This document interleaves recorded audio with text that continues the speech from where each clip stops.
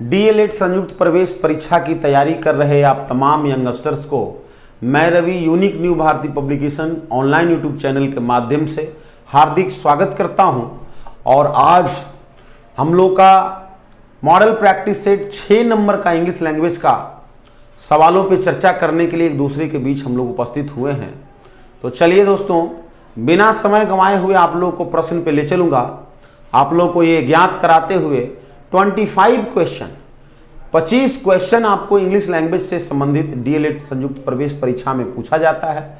कुल मिलाकर 150 प्रश्न होते हैं, 150 प्रश्न होता है, जिसमें 25 क्वेश्चंस आपको इंग्लिश लैंग्वेज से संबंधित होते हैं।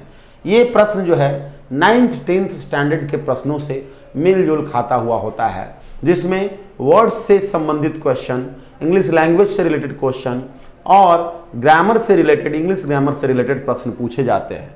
तो आइए सीधा आप लोग को प्रश्न की ओर ले चलते हैं बिना समय गवाए हुए। चलिए देखिए डियर, सबसे पहला जो प्रश्न है माय डियर, वो पैसेज का प्रश्न है। मॉडल प्रैक्टिस सेट नंबर 6 का हम लोग काम कर रहे हैं, जो यूनिक पब्लिकेशन की मॉडल प्रैक्टिस सेट और प्रीवियस ईयर का जो क्वेश्चन का जो किताब है उसी का 6 नंबर हम लोग सेट का काम करने जा रहे हैं। तो आइए बिना समय गंवाए हुए हम लोग अपने काम पे चलते हैं। आज का जो पैसेज है बहुत ही आसान, बहुत ही साधारण, 5वें 6ठे क्लास का बच्चा को समझने वाला पैसेज है बाबू। मेनी ईयर्स अगो, बहुत साल पहले, there lived in India, Bharat में a great king called Jahangir, Jahangir नामक एक महान राजा भारत में रहता था। बहुत साल पहले he ruled over a very big kingdom और एम्पायर, वह एक बहुत राज्य, बहुत बड़ा साम्राज्य, बहुत बड़ा एरिया पे शासन करता था। सो अतः he was called an emperor, अतः उसे सम्राट कहा जाता था। चूंकि वह एक बहुत बड़ा क्षेत्र, एक बहुत बड़ा साम्राज्य का शासक था, इसलिए उसे सम्राट कहा जाता था। The emperor wanted to be just to all his subjects, वो सम्राट अपने तमाम सब्जेक्ट्स के लिए, सब्जेक्ट्स मीन्स होता है प्रजाजन, प्रजाजन, राजा का उल्टा क्या होता है? प्रजा। तो वह सम्राट जो है अपने प्रजाओं के लिए जस्ट का मतलब एक समान, सबके लिए उदार, सबके लिए न्यायोचित रहना चाहता था। इसलिए ही ऑर्डर्ड हिज सोल्जर्स, वह अपने सोल्जर्स को, सैनिकों को आदेश दिया to tie a big bell in front of the palace, राजमहल के ठीक सामने एक बहुत बड़ा बेल मीन्स घंटी बांधने का आदेश दिया। Then he sent the soldier to every part of the empire, उसके बाद वह अपने सैनिकों को पूरे साम्राज्य के हर एक क्षेत्र में जाने के लिए आदेश दिया और बोला, दे अनाउंस दैट, कि आप लोग जा करके अनाउंस कर दो, अपील कर दो कि if the people had any complaint, यदि किसी भी लोग के पास कोई कंप्लेंट है, कोई एतराज है, कोई नाराजगी है, कोई समस्या है, they could come to the palace, तो वे लोग राजमहल आ सकते हैं एंड रिंग द बेल, और उस बड़ी बेल को, घंटी को बजा सकते हैं, जिससे मुझे पता हो जाएगा कि हमारे कोई प्रजा आए हैं जिनको कोई समस्या है। The emperor himself would listen to their complaints, मैं अपने अधिकारियों के से उनके कंप्लेंट्स को, उनकी समस्याओं को सुनवाना नहीं चाहता हूं। मैं स्वयं, द एम्पेरर हिमसेल्फ, सम्राट बोला कि मैं खुद वुड लिसन टू, सुनूंगा, टू देयर कंप्लेंट्स, उन लोगों के नाराजगी को, उन लोगों के समस्याओं को। He would give them justice, then वह उन लोगों को जस्टिस देगा, न्याय देगा। तो Jahangir was called an emperor, Jahangir को एम्पेरर कहा गया, क्यों? चूंकि वह एक बहुत बड़ा साम्राज्य का राजा था। He ruled over a very big kingdom, ये आपका बी नंबर का जवाब हो जाएगा। नेक्स्ट का प्रश्न देखिए क्या है। सेकेंड प्रश्न जो है डियर, नेक्स्ट प्रश्न जो है वो आपका क्या है? What was the desire of Jahangir, Jahangir की इच्छा क्या थी? उसका यही इच्छा था कि वह अपने सब्जेक्ट्स के लिए, अपने प्रजाजन के लिए, सबके लिए न्यायिक हो, न्याय प्रिय हो, to be just to his subjects. तो आपका 3 नंबर ऑप्शन हो जा रहा है डियर। तीसरा प्रश्न यदि हम लोग देखते हैं तो क्या कह रहा है? द सोल्जर्स, सोल्जर्स क्या काम किए, सैनिक लोग क्या किए, कॉल्ड ऑल द पीपल, सारे लोगों को बुला लिए, अरेस्टेड ऑल द क्रिमिनल्स, सारे क्रिमिनल्स का तो कहीं बात भी नहीं था, rode away to the distant land, वो घुड़सवारी करते हुए बहुत दूर चले गए, नहीं, tied a big bell in front of the palace, राजमहल के ठीक सामने एक बहुत बड़ा बेल बांध दिए, हाँ, एक बहुत बड़ा घंटे लटका दिए, यही आदेश था। जवाब आपका डी नंबर हो जाएगा डियर। नेक्स्ट प्रश्न की ओर चलते हैं। नेक्स्ट प्रश्न है कंप्लेंट मीन्स, कंप्लेंट का मतलब क्या होता है, नाराजगी, ऐतराज, परेशानी, समस्या। कंप्लीट मीन्स होता है पूरा करना, नहीं होगा। कॉम्प्लेक्सिटी मीन्स होता है कॉम्प्लेक्स करना, किसी भी चीज को जटिल बना देना, नहीं होगा। डिजास्टर मीन्स होता है आपदा, विपदा, संकट, महामारी। ऑब्जेक्शन, ऑब्जेक्शन का मतलब होगा बाबू ऐतराज, समस्या, परेशानी। जवाब हो जाएगा C number. The people would ring the bell, लोग, जनता बेल को बजाएगा। इफ, यदि, दे वांटेड जस्टिस, यदि उन लोगों में से कोई न्याय चाहते हो, कोई समस्या हो, तो जवाब आपका डी नंबर होगा। दे वेर अरेस्टेड, उन लोगों को अरेस्ट कर लिया गया, कोई ऑप्शन ही नहीं होगा। They had any wealth, they went to the palace, ये सब कोई समस्या नहीं, वे लोग रिंग करेंगे बेल को तब जब उन लोगों को निर्णय चाहिए होगा तब, अर्थात जवाब आपका 4 नंबर ऑप्शन विकल्प हो जाएगा। आगे जो प्रश्न है बाबू वो ये है, देखिए एक पार्ट है जिसे हाईलाइट किया हुआ है या अंडर ब्रैकेट किया हुआ है, इसमें कोई एरर्स है, इसमें कुछ गलती है, इस गलती का सुधार किससे होगा, कौन सा ऑप्शन होगा जो वहां जा करके इस गलती को सुधार देगा, वही ऑप्शन को चुनना है। तो when I last saw Ravi, जब गत समय, जब पिछले बार मैं रवि को देखा तो he was running to catch his bus, तो मैं क्या देखा, मैं देखा था कि ही वाज रनिंग, वो दौड़ रहा था, टू कैच हिज बस, अपने बस को पकड़ने के लिए। मतलब जब रवि अपने बस को पकड़ने के लिए दौड़ रहा था, मैं उसी समय उसे पिछला बार देखा था। जवाब आपका बी नंबर हो जाएगा। बाकी कोई भी ऑप्शन वहां पे डालने के बाद वाक्य सटीक नहीं हो पाएगा। Next, if you are in the wrong gears, यदि आप रॉन्ग गियर्स में हो, यदि आप गलत नियम कानून अपनाए हुए हो, यदि आप गलत तरीका अपनाए हुए हो, गलत स्थिति परिस्थिति में हो, the car won't be able to climb the hill, तो कार जो है, आपकी गाड़ी जो है पहाड़ी पे नहीं चढ़ पाएगी, पर चढ़ने में सक्षम नहीं हो पाएगी। मतलब गियर्स आप में नहीं होगा, गियर्स किस में लगेगा, गियर्स गाड़ी में लगेगा। अर्थात इफ यू आर इन नहीं होगा, इफ यहां लिखना होगा बाबू, इफ क्या लिखना होगा, इफ यू आर नहीं होगा, इसके जगह पे लिखना होगा इफ द कार, क्या लिखना होगा, if the car is in the wrong gears, यदि गाड़ी में गलत गियर्स लगा हुआ है, 4 नंबर गियर में आप गाड़ी को हिल पे, पहाड़ी पे नहीं चढ़ा सकते, 1 नंबर 2 नंबर गियर लगाना होगा। तो गियर कार में लगेगा, आप में नहीं लगेगा, कोई व्यक्ति में या गाड़ी के चलाने वाला चालक में गियर नहीं लगेगा। तो if the car in the wrong gears, यदि कार गलत गियर में होगी तो कार हिल पे, चढ़ाई पे चढ़ने में सक्षम नहीं हो पाएगी। ये आपका जवाब होगा बाबू। देखिए, the ball is in your court, ये आपका एक तरह का आइडियम्स है, या एक तरह का क्या बाबू, आइडियम्स है। The ball is in your court का मतलब होता है संभावना या व्यवस्था आपके हाथ में होना, मतलब आप अपने तरीके से किसी भी चीजों का निर्णय ले सकते हैं। निर्णय आपके हाथ में है कि आगे आप क्या करेंगे, अवसर आपके हाथ में होना, मतलब it is up to you to make the next move, you have get a fantastic opportunity नहीं होगा, you will be blamed for crimes नहीं होगा, you have been put into the dilemma नहीं होगा। जवाब हो जाएगा 1 number, it is up to you, यह आप पे निर्भर करता है, to make the next move, कि आगे आप क्या करेंगे, डिसीजन आपको लेना है, निर्णय आपके पाले में है, आपके हाथ में है, उसी को बोलते हैं the ball is in your court, ball आपके पाले में होना, आपके कोर्ट में होना। तो जवाब आपका 1 नंबर हो जाएगा। इस इडियम्स का यही मीनिंग होगा बाबू। अगले प्रश्न की ओर चलेंगे। पुनः देखिए, हमारा हाईलाइट किया हुआ है, ब्रैकेटेड किया है, इसमें कुछ एरर्स है, कुछ गलती है, कैसे सुधार करेंगे। तो I would love to availing a short holiday, मैं एक छोटा छुट्टी को अवेल करने का, लुत्फ उठाना चाहूंगा, and go for an overnight trek, और एक रात की ट्रेक पे, यात्रा पे जाने की कोशिश करूंगा। तो माय डियर, अवेल जो है, देखिए टू प्रीपोजिशन के बाद आईएनजी फॉर्म वर्ब का नहीं होगा, वर्ब का फर्स्ट फॉर्म होगा, लव टू अवेल होगा, और अवेल के साथ ऑफ प्रीपोजिशन लगता है, और अवेल के बाद यदि कोई इनडायरेक्ट ऑब्जेक्ट नहीं हो तो वहां पे रिफ्लेक्सिव प्रोनाउन का प्रयोग होता है। अवेल हो गया, इंट्रोड्यूस हो गया, बिजी हो गया, इंजॉय हो गया। इन सारे शब्दों के बाद यदि इनडायरेक्ट ऑब्जेक्ट, कोई व्यक्ति सूचक ऑब्जेक्ट नहीं हो तो रिफ्लेक्सिव प्रोनाउन का प्रयोग करते हैं।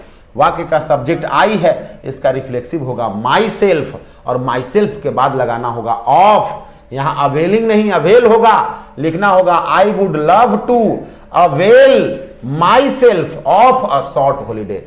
मैं एक छोटी छुट्टी का लुफ्त उठाना चाहूंगा, लुफ्त उठाना पसंद करूंगा। तो I would love to avail myself, of भी डालना होगा, चूंकि अवेल के साथ ऑफ प्रीपोजिशन का आना जरूरी है, फिक्स्ड है। अतः जवाब आपका 1 नंबर ऑप्शन हो जाएगा डियर। नेक्स्ट प्रश्न की ओर चलते हैं। Mariam was writing a note to her boss. Mariam जो है अपने बॉस को एक नोट राइटिंग कर रही थी, नोट लिख रही थी, किसी भी चीज पे खास उसके पॉइंट्स को नोट करके उसे भेज रही थी, लिख रही थी। तो ये पास्ट का कंटिन्यूअस टेंस है। वाक्य का सब्जेक्ट है मैरियम, वाज हेल्पिंग वर्ब है, राइटिंग वर्ब का चौथे फॉर्म है, अ नोट यहाँ ऑब्जेक्ट है, टू हर बॉस जो है यहाँ बाबू अदर वर्ड्स है, कॉम्प्लीमेंट है, इसको ऑब्जेक्ट के रूप में भी इस्तेमाल हो सकता है। अब देखिए, तो अ नोट ऑब्जेक्ट को पहले लिख दिया गया, जो ऑब्जेक्ट है उसको पहले लिख दिया गया, क्योंकि पैसिव वॉइस में सबसे पहले ऑब्जेक्ट होगा। चूंकि पास्ट का कंटिन्यूअस है इसलिए हेल्पिंग वर्ब का चेंजिंग नहीं होगा, उसी टेंस के हेल्पिंग वर्ब के साथ बीइंग सब जुटेगा। तो अ नोट के साथ लगेगा वॉज, देखिए सब में वॉज है, उसके बाद लिखना होगा बीइंग। तो बीइंग आपका कहीं नहीं केवल 3 नंबर ऑप्शन में है, अर्थात 3 नंबर ऑप्शन हमारा सही ऑप्शन होगा। बाकी के सारे ऑप्शन पहले ही एलिमिनेट होकर के हट गए, कुछ देखना ही नहीं है। इंसैनरेट, इंसैनरेट का मतलब होता है बाबू, इंसैनरेट का मतलब होता है उग्र कर देना, आग लगा देना, भड़का देना, जला देना। तो पार्च, PARCH, पार्च क्या है? वर्ड है PARCH, पार्च। पार्च का मतलब होता है झुलसना, सूख जाना। पार्च का मतलब क्या होता है बाबू? झुलसना, सूख जाना। मॉडरेट का मतलब होता है औसत दर्जे का। इग्नाइट का मतलब होता है उग्र कर देना, आग लगा देना। यही आपका जवाब हो जाएगा, पार्च मॉडरेट नहीं होगा। क्वेंच का मतलब होता है बाबू प्यास बुझाना, प्यासे का को पानी दे करके उसके प्यास को बुझाना। तो क्वेंच मॉडरेट पार्च नहीं होगा। पार्च का मतलब होता है झुलसना, सूख जाना, और इग्नाइट का मतलब होता है उग्र होना। जवाब आपका हो जाएगा इग्नाइट। नेक्स्ट प्रश्न देखिए क्या है, ओगल। ओगल का मतलब होता है बाबू, ओगल का मतलब होता है देखना, प्यार भरी निगाह से देखना। ओगल मीन्स प्यार भरी निगाह से देखना। LEER, लियर, LEER, लियर, लियर का मतलब होता है कपटपूर्ण निगाह से देखना, धूर्तता भरी निगाह से देखना, छल भरी निगाह से देखना। गेज का मतलब होता है बाबू टकटकी लगा करके देखना। गौक का मतलब होता है एक टक देखना। यहाँ ओगल मीन्स होता है प्यार भरी निगाह से देखना। इसका अपोजिट उल्टा क्या होगा? इग्नोर करना, नहीं देखना, किसी चीज को इग्नोर करना। तो यही आपका उल्टा हो जाएगा, एंटोनिम्स हो जाएगा। इग्नोर करना, नहीं देखना, मतलब किसी से घृणा करना, नफरत करना। जवाब हो गया इग्नोर। नेक्स्ट प्रश्न है, select the word with the correct spelling. सही स्पेलिंग वाले वर्ड को देखना है। देखिए स्नैच्ड, स्नैच्ड का मतलब होता है छीनना। आजकल रिंग स्नैचिंग, चेन स्नैचिंग की घटनाएं जो है शहरों में देखने सुनने को मिलती है। तो स्नैच का मतलब होता है छीना झपटी करना। स्नैच का स्पेलिंग सही है, यही आपका सही ऑप्शन होगा। लिटिगेट में GATE होता है, लिटिगेट मीन्स आरोप लगाना, किसी के विपक्ष में मुकदमा करना। अवॉर्ड में डबल R होगा बाबू, अवॉर्ड मीन्स नफरत करना, घृणा करना। BARIABALY वेरिएबली, या BLY होगा, E को हटाना होगा, मतलब अस्थायी रूप से, अर्थात इसका भी स्पेलिंग गलत हो गया। तो आपका 3 ऑप्शन गलत हो गए। जो सही ऑप्शन है वो है स्नैच्ड, छीनना, छीनना, छीना झपटी करना।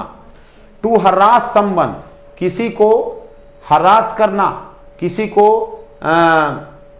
दुख पहुंचाना, तकलीफ पहुंचाना। परसिस्टेंटली, लगातार। टू डू समथिंग, कोई काम करके कुछ ऐसा करना जिससे किसी को परेशानी हो, दिक्कत हो। तो देखिए आइकोनोक्लास्ट, आइकोनोक्लास्ट का मतलब होता है बाबू मूर्ति भंजक। आइकनोक्लास्ट का मतलब क्या होता है बाबू? मूर्ति भंजक, तो आइकनोक्लास्ट नहीं होगा। डॉट का मतलब होता है बाबू मूर्ख बनाना, किसी को मूर्ख बनाना, ये नहीं होगा। न्यूरोटिक का मतलब होता है नर्व से संबंधित, नस से संबंधित, नस से जुड़ी हुई बात, तो यह भी नहीं होगा। इम्पोर्च्यून, इम्पोर्च्यून का मतलब होता है बाबू जिद करना, जिद करके कोई काम करना जिससे किसी को दिक्कत हो, खिदमत पहुंचे, कष्ट पहुंचे, उसे बोलते हैं इम्पोर्च्यून। जिद रोकना, जिद करना, जिद पूर्ण काम करना।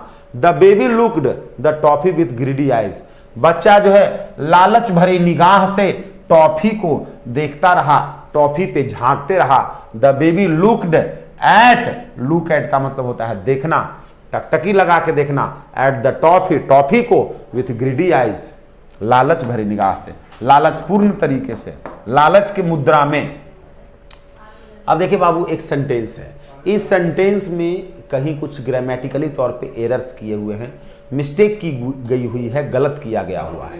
उस एरर्स को ढूंढना है, खोजना है कि एरर्स कहां है। तो द गवर्नमेंट्स इंटरिम बजट, सरकार की जो आंतरिक बजट है, फ्रॉम दिस फाइनेंशियल ईयर, तो यहां देखिए यही गलत है, फ्रॉम नहीं होगा, फॉर दिस फाइनेंशियल ईयर, इस वित्तीय वर्ष के लिए सरकार की जो अंतरिम बजट है, कंटेंट उसमें शामिल है सेवरल मेजर्स, बहुत सारे, which have the forthcoming elections in mind, जो दिमाग में आगे आने वाली चुनाव को दिमाग में रख करके बजट तैयार की गई है। तो इसी फाइनेंशियल ईयर के लिए यह बजट तैयार की गई है, फ्रॉम नहीं होगा, फॉर दिस फाइनेंशियल ईयर होगा।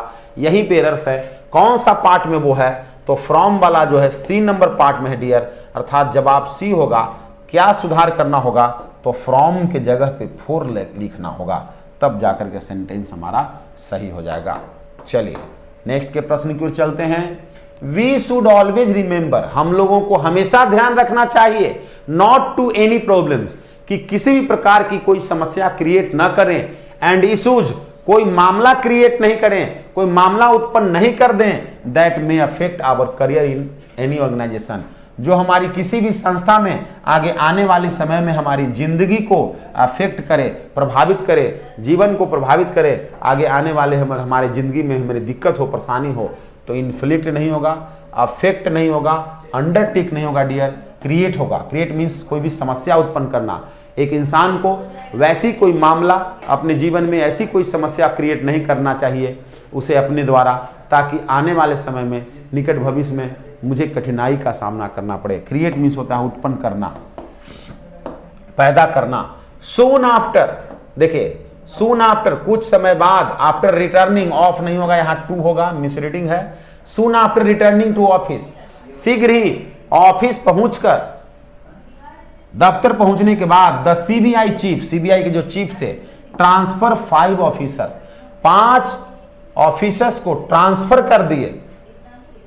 ट्रांसफर कर देना, एक जगह से दूसरे जगह के लिए लेकर के चला जाना, तो ट्रांसफर कर दिए, ये पास्ट का घटना है, सेंटेंस पास्ट में जा रहा है, तो डी नंबर ऑप्शन है बाबू।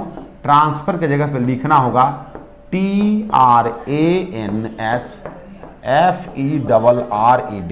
ट्रांसफर। ट्रांसफर मीन्स होता है हस्तांतरित करना, एक स्थान से दूसरे जगह ले जाना, स्थानांतरित करना, ट्रांसफर्ड होगा बाबू। डी नंबर ऑप्शन में एरर्स है, ट्रांसफर के जगह पे ट्रांसफर्ड लिखना होगा। To cut both ends, to cut both ends का मतलब होता है दोनों पक्षों का समर्थन करना, दोनों पक्षों पे बात करना, दोनों पक्ष, दोनों पहलुओं पे बात करना, दोनों पहलुओं का समर्थन करना। To argue in support of both sides, दोनों ही मामलों का, पक्ष और विपक्ष दोनों पे बात करना, दोनों को बोलना, किसी एक तरफ झुक कर बात नहीं करना, उसको बोलते हैं टू कट बोथ एंड्स। तो जवाब आपका 2 नंबर हो रहा है dear. One who offers one services, वह व्यक्ति जो अपनी सेवा प्रदान करता है विदाउट एनीथिंग इन रिटर्न, बिना कुछ लिए हुए, बिना किसी इच्छा का, बिना किसी चाहत का अपनी सेवा देता है, उसको बोलते हैं डियर वॉलंटियर। वॉलंटियर का मतलब होता है स्वयं सेवी, अपने खुद के मन से सेवा करना, सहायता करना, बिना कुछ लेने, बिना कुछ हासिल करने के भाव से। एंटरप्रेन्योर मीन्स होता है उद्यमी, नहीं होगा बिजनेसमैन मीन्स होता है बाबू व्यापारी। इन्वेस्टर मीन्स होता है निवेशक, जो पैसा निवेश करता है, तो जो पैसा निवेश करेगा वो आगे उससे पैसा कमाना चाहेगा। अर्थात ये नहीं होगा। बिजनेसमैन या एंटरप्रेन्योर कोई भी काम करते हैं कुछ कमाने के लिए। वॉलंटियर जो होता है, स्वयंसेवी जो होते हैं, अपने स्वेच्छा से कोई काम करता है। While learning to drive, drive means गाड़ी चलाने सीखने के समय, गाड़ी चलाना सीखने के दरमियान one of the most important things, जो महत्वपूर्ण चीजों में एक जो सबसे महत्वपूर्ण चीज है, is to know the traffic rules first. सबसे पहले यातायात के नियमों को जानना सबसे पहला नियम है, सबसे प्रमुख चीज है जो हमें गाड़ी चलाने सीखने के दरमियान जानना चाहिए। तो वाक्य में कहीं कोई एरर्स नहीं है, सीधा जवाब आपका होगा बाबू नो इंप्रूवमेंट। इस वाक्य में कोई सुधार करने की जरूरत नहीं है, वाक्य मेरा बिल्कुल सही है, जवाब आपका डी नंबर हो जाएगा। नेक्स्ट का प्रश्न है बाबू to get away with. To get away with का मतलब होता है किसी जगह से भाग जाना, चंपत हो जाना, बच निकलना, अपने आप को सेफ कर लेना, किसी झमेला झंझट में नहीं पड़ना। To go away from house, घर से निकल जाना। टू फिनिश एन असाइनमेंट, कोई असाइनमेंट को फिनिश करना नहीं। To go to an unknown place, छिपे हुए जगह पे, अज्ञात जगह पे चला जाना नहीं होगा। टू एस्केप फ्रॉम समथिंग, किसी चीज से अपने आप को दूर कर लेना, छुड़ा लेना, भगा लेना, भाग निकलना। यही बी नंबर आपका सटीक जवाब होगा dear. To get away with का मतलब होता है चंपत हो जाना, भाग जाना, बच निकलना, गायब हो जाना। टू एस्केप, एस्केप का मतलब भी होता है भाग जाना, निकल जाना। फ्रॉम समथिंग, किसी भी मामले से, किसी भी चीज से अपने आप को अलग कर देना। यूफोरिया, यूफोरिया का मतलब क्या होता है? तो EUPHORIA, यूफोरिया का मतलब होता है माय डियर लगन, उत्साह, किसी भी चीज में उत्साह होना, किसी भी काम को करने के प्रति जुनून होना, लगन होना, स्नेह होना, उसको बोलते हैं यूफोरिया। अब इसका एंटोनिम, उल्टा शब्द, विपरीतार्थक शब्द चाहिए। सॉन्ग मीन्स गीत, गाना नहीं होगा। फोकलोर का मतलब होता है लोक साहित्य, लोक कथा, ये नहीं होगा। म्यूजिक, संगीत नहीं होगा बाबू। लेथॉर्जी का मतलब होता है उदासी, निरुत्सुकता, यही जवाब हो जाएगा। आशा करते हैं जितने भी स्टूडेंट्स हैं सारे विद्यार्थियों को वीडियो सेशन ये हम लोगों को जो जा रहा है, आप तमाम विद्यार्थी, सारे यंगस्टर्स को काफ़ी अच्छे तरीके से आप लोग सवाल को समझ रहे होंगे। इससे आप लोगों को कल के वक्त में एग्जाम्स में काफ़ी मदद मिलेगी। तमाम विद्यार्थियों से मेरी ये गुजारिश होगी, निवेदन होगा, आप लोग इस सेशन की जो वीडियोज़ हैं इसे लाइक और शेयर करना नहीं भूलें। आपकी जो भी कमेंट्स है, जो भी विचार है, आप अपनी ओपिनियंस को कमेंट बॉक्स में ज़रूर लिखिए। वीडियोस को लाइक करना नहीं भूलें माय डियर। अपने दोस्तों तक ज़्यादा से ज़्यादा वीडियोस को शेयर करें ताकि हम लोगों को और भी बहुत सारा प्यार, स्नेह, मोहब्बत आपके तमाम दोस्तों से प्राप्त हो सके, हासिल हो सके। चलिए नेक्स्ट प्रश्न की ओर ले चलते हैं my dear. Select the most appropriate option to fill in the blanks. Example helps understand the concept better.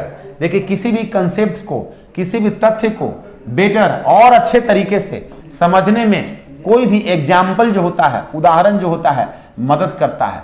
तो अ एग्जाम्पल नहीं होगा, वन एग्जाम्पल, कोई एक ही एग्जाम्पल केवल करेगा ऐसा नहीं, किसी भी चीज पे ज्यादा से ज्यादा एग्जाम्पल देंगे।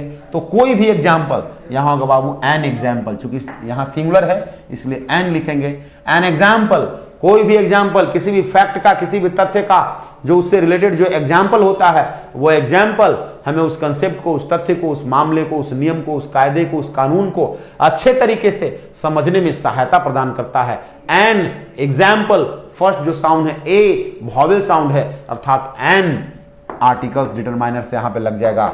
और नेक्स्ट अंतिम प्रश्न है जो आज का हम लोगों का इस 6 नंबर सेट का, वह लिखा हुआ बाबू मैग्नेनिमस। मैग्नेनिमस का मतलब होता है सौम्य, शांत चित्त, दयालु, उदार स्वभाव का व्यक्ति, उदारवान व्यक्ति, उदार व्यक्ति। तो मैग्नेनिमस का सभी स्पेलिंग गलत है बी नंबर के स्पेलिंग के सिवाय। MAGNANIMOUS, मैग्नेनिमस का मतलब होता है उदार, दयालु, अर्थात हम लोग का जो सही जवाब होगा बाबू वो आपका बी नंबर जवाब होगा। इसी के साथ हम लोग का आज का ये डिस्कशन समाप्त होता है। मिलेंगे अगले दिवस में एक नई सेट को लेकर। तब तक के लिए आप लोगों को बहुत बहुत शुक्रिया, बहुत बहुत धन्यवाद। विशेष किसी भी परेशानी, कोई भी क्यूरी के लिए आप हमारे इस नंबर, हेल्पलाइन नंबर पे कॉल कर सकते हैं, संपर्क कर सकते हैं। बाकी कमेंट्स के माध्यम से आप अपनी राय रखना नहीं भूलेंगे। जुड़े हुए आप तमाम साथियों का बहुत बहुत शुक्रिया, बहुत बहुत धन्यवाद। मिलेंगे अगले दिवस में। धन्यवाद।